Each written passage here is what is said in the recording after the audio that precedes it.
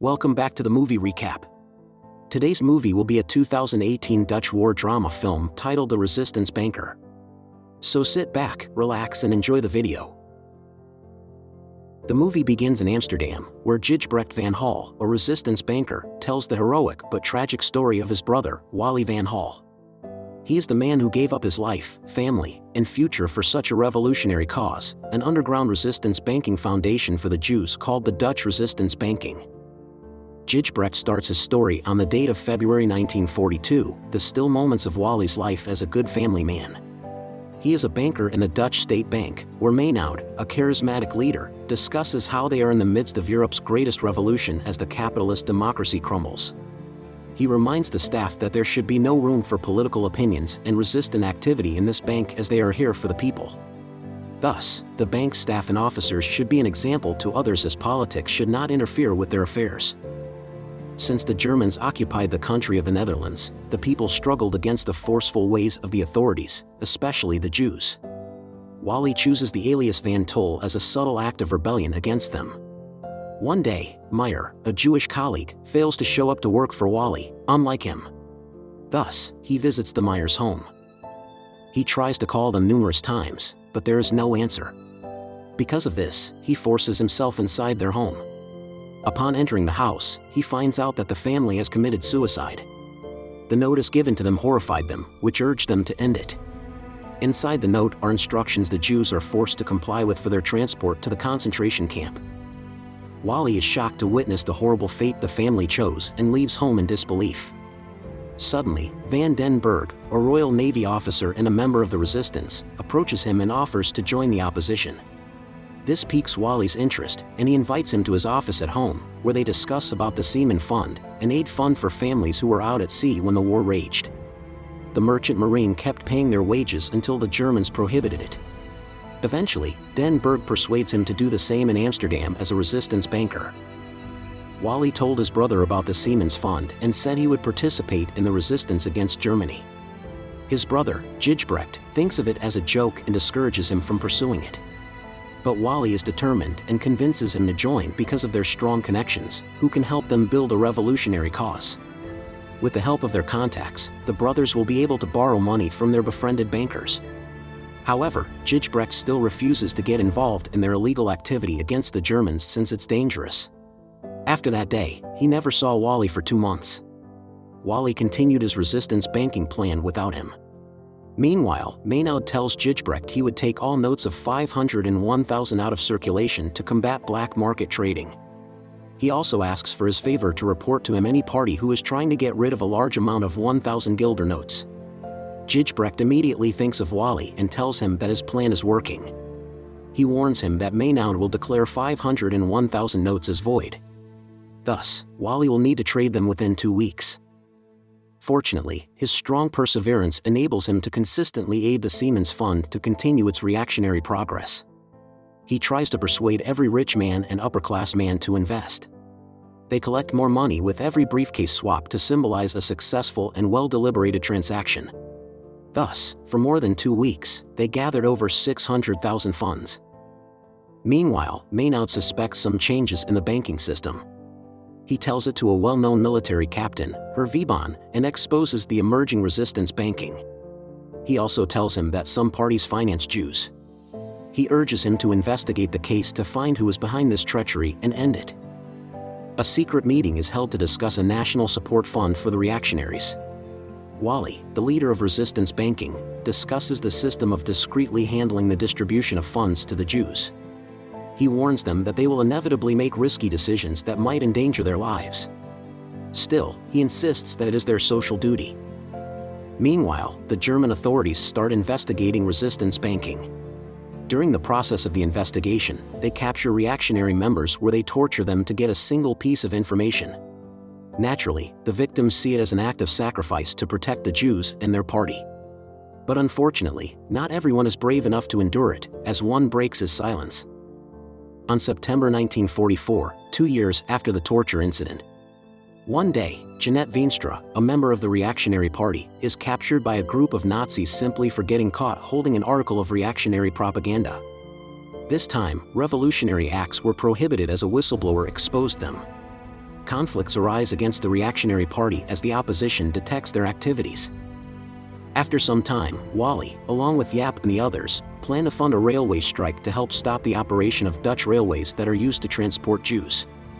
Mr. Van den Berg and Van Tol then meet with an upper-class man and informs him that they have set up everything to financially support the Dutch railway strikers by setting up invasion cash funds at various stations. However, he is not convinced to work with them. Thus, they end up arguing, and their promising partnership fails. Because of the incident, they still don't have enough money to fund the strikers. Out of desperation, they plan to rob the Dutch state bank, but Gijsbrecht stops them from committing a crime out of good interest and convinces them that they are not bank robbers. Despite having different opinions, Gijsbrecht still supports Wally, and together they come up with the idea of forging treasury bonds over robbing the bank. While having lunch, Wally suggests forging treasury bonds to switch them with the real ones. But the problem is that it is impossible to forge the bonds in the bank, but Jaap proposes to use chips from the casino in exchange for cash instead. With that, Wally initiates stealing chips from the casino safe and trading them in the same casino. Thus, they conclude that an inside job can only do the work. After that, the two brothers meet with Mr. Ritter, who works at the casino, and they persuade him to be their accomplice. Meanwhile, Van Berkel, Jeanette's lover and lawyer, comes to the office to bail her out. But, unfortunately, the officer discovers that his firm is associated with the Parool newspaper, an Amsterdam-based reactionary print against German occupation in the Netherlands. With that, the officer threatens to arrest him or give him a good offer not to. Eventually, Berkel offers to fine Van Tol, who finances the resistance, in exchange for Jeanette's release. As time passed, it became harder to live under the German occupation, as brutal killings happened everywhere. To keep Wally's family safe, he makes it difficult to leave them. While printing and making forged treasury bonds, Jaap suddenly flashed the news that shocked them. They discover that Mr. Van den Berg was framed and arrested, meeting a horrible fate. Because of this, Jaap senses that more bad things will happen and insists they stop producing forged bonds. But Wally refuses to listen and urges them to stick with the plan. On a lonely winter day, Den Berg accepts his inevitable fate and devotes his silence to protecting resistance banking. He ensures that his death is worthy yet sacrificial for the people, and as he sees the sky of death, he is mercilessly killed. After the death of Den Berg, another tragedy hits them, as Van Berkel frames his comrades to find Van Tol, which results in a mass killing. Shots are fired everywhere as their helpless pleas are heard on the other side of the door. Unfortunately, the German authorities were able to capture Jaap, who barely survived the shooting. Meanwhile, the day has come for Wally to execute his plan to forge the bonds. He, Gijsbrecht, and Ritter act normal as they calmly proceed with their plan. Finally, Ritter enters the bank and rushes to Manuad's office to switch the forged treasury bonds with authentic ones. But the brothers panic when they see Manuad minutes after, as he is supposed to be away the whole day. Timing is a crucial element. Thus, Wally gets anxious as they cannot miss this chance. Luckily, Gijsbrecht manages to think quickly and goes to the bank to stop Manuad from going further. He distracts him by telling him that he knows where Van Tol is. Things get more intense as Ritter attempts to take the treasury bonds from the post office savings bank. He tells the staff that he needs to check the reserved bonds because an officer claims they've been forged. The staff is not convinced by his excuse. Thus, he calls Manuad to confirm the order but doesn't answer the call. Suddenly, Ritter gets the courage to assert his authority and threatens the staff to do it. He successfully switched the bonds and was almost caught. Good thing, Gijsbrecht acts fast and reclaims the briefcase. Ultimately, their plan succeeds, and they call themselves the greatest bank robbers of all time. Later that night, Van Berkel meets with a German officer in a church. Still, Hub immediately interferes and shoots the officer. Because of his injury during the encounter, he is caught by the authorities. While in captivity, Wieben, a German general, intimidates and threatens him to reveal Van Tol's real identity. He threatens to kill all the people on the list, including his family, if he does not break his silence. The threat forced him to confess that Wally was Van Tol. The next day, the German authorities raid the reactionaries' hideout, where the members are scheduled for a meeting. They arrest the people inside and intend to capture more people coming from the door, specifically trying to catch Wally. When Wally arrives, he is immediately pinned down to the ground.